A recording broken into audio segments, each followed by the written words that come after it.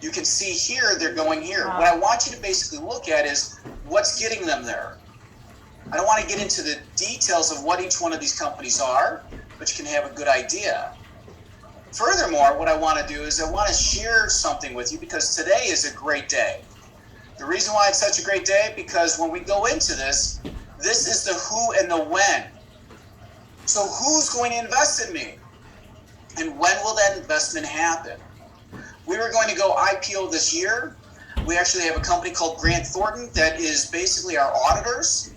We're putting controls in our business, right? This is Steely's side. So a control would say, this is the control, and we can measure that ratio or that KPI, and there's a control on it. It's audited on a quarterly basis. In addition to that, we need to be SOX compliant. So who's going to do that, and when is it going to happen? You know, these are all like languages. So you have to be able to speak in a language with the investors. Each investor is going to have a different language. What are you doing with my money? If I give you $1 million, what will you do with it? So as we move forward, bootstrapped.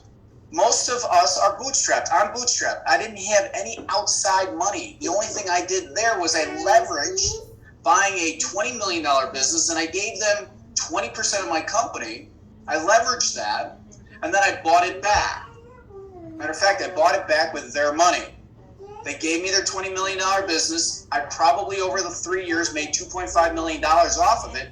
And then I gave them back a return on their money, and they were happy.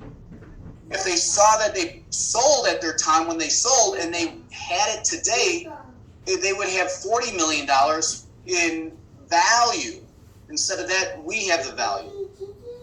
So bootstrap is when you're going through that. And you got to remember, it's your balance sheet. How are you going to make your balance sheet look, or how will it look into the future?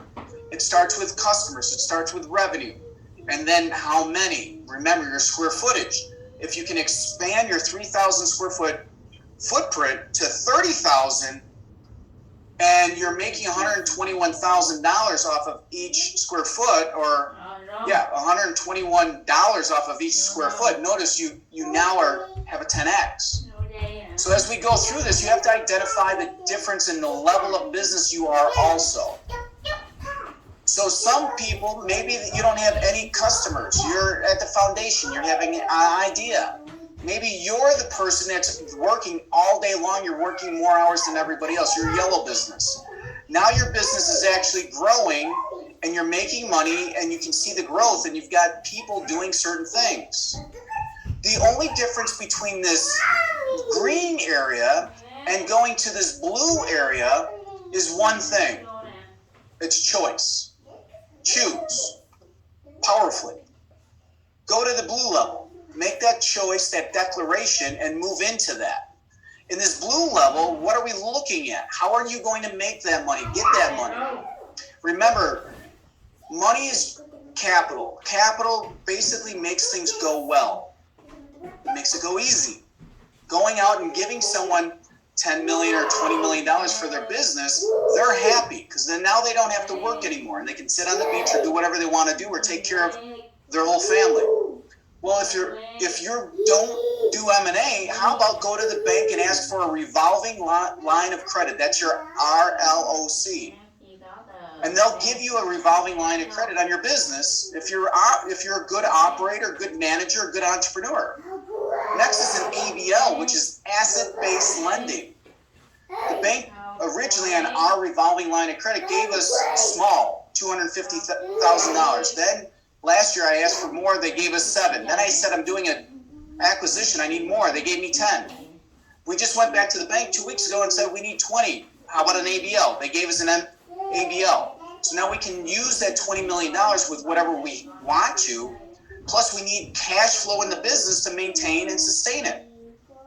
That's cash conversion.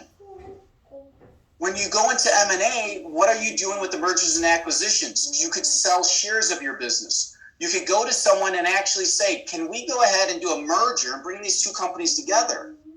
You're doing good on attracting and marketing businesses, and I'm doing good on our balance sheet. I know how to actually hold that value of the company. So as you're looking at your business, really look at this. How can you leverage this and create something for investors. Would you invest in your own business?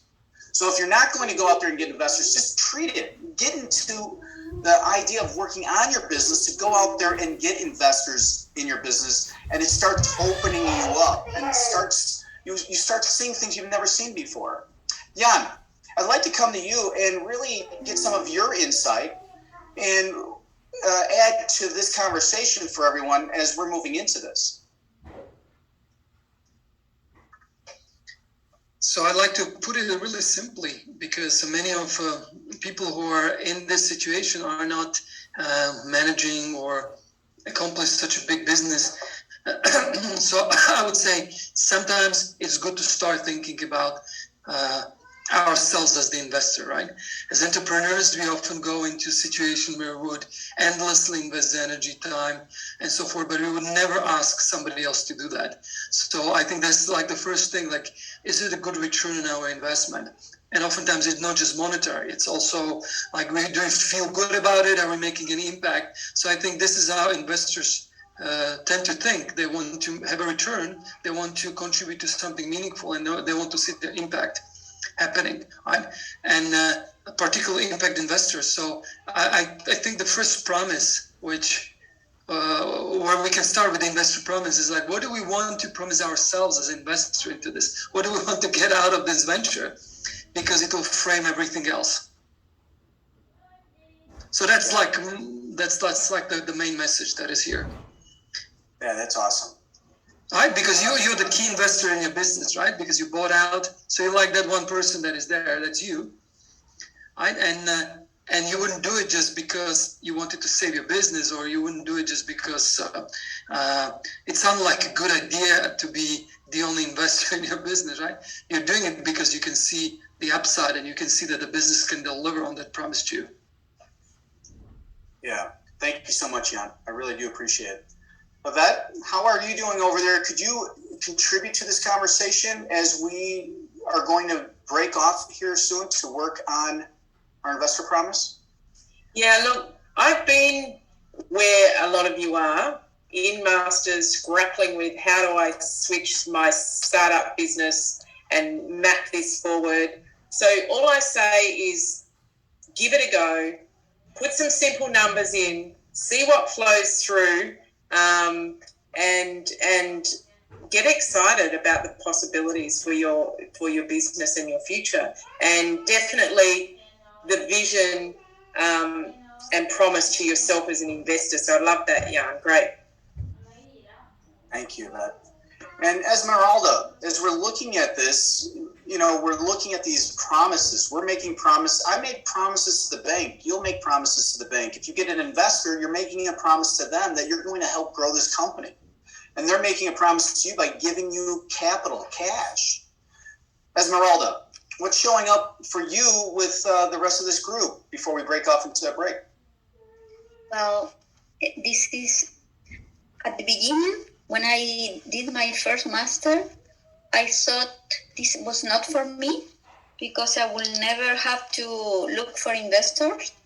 But now that my mind is open after 4 master and all the courses and programs and all the relationships I have, everything changed. So I think it's very important that the 2 promises we saw today, that we consider our business as our main asset, not the products or not the client, but the business. So that's the market promise, is because we may like to leave a legacy, sell it or grow it. So, and for investor promise, it's the same thing. We have to consider that we may, or maybe with our daughters, our sons, or people we